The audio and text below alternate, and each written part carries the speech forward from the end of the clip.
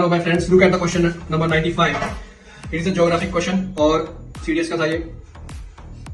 The pattern of the planetary winds largely depend upon which of the following factors. अब इसमें इस question में factors पूछे गए हैं. So first फैक्टर इसमें दिया गया है latitudinal variation of atmospheric heating.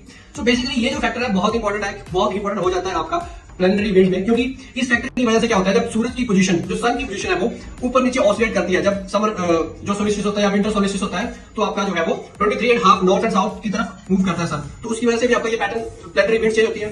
Second जो फैक्टर है डिस्ट्रीब्यूशन ऑफ कॉन्टिनेंट्स एंड आपका ओशंस, और इसमें जो कॉन्सेप्ट लगना है वो है स्पेसिफिक हीट. अब specific heat my friends, continent की स्पेसिफिक हीट जो होती है वो कम होती है और चेंज होती है. सेकंड जो फैक्टर है डिस्ट्रीब्यूशन ऑफ कॉन्टिनेंट्स एंड आपका ओशंस, और इसमें जो कॉन्सेप्ट लगना है वो है स्पेसिफिक हीट. अब specific heat my friends, continent की स्पेसिफिक हीट जो होती है वो कम होती है और आपका जो ओशन होता है उसकी स्पेसिफिक हीट ज्यादा होती है. माने आपका जो कॉन्टिनेंट है वो बहुत जल्दी ठंडा या गर्म हो जाता है और पानी को टाइम लगता है, तो उसकी वजह से भी लैंड ब्रीज और सी ब्रीज आपस में वो उसका चेंज आएगा, है ना.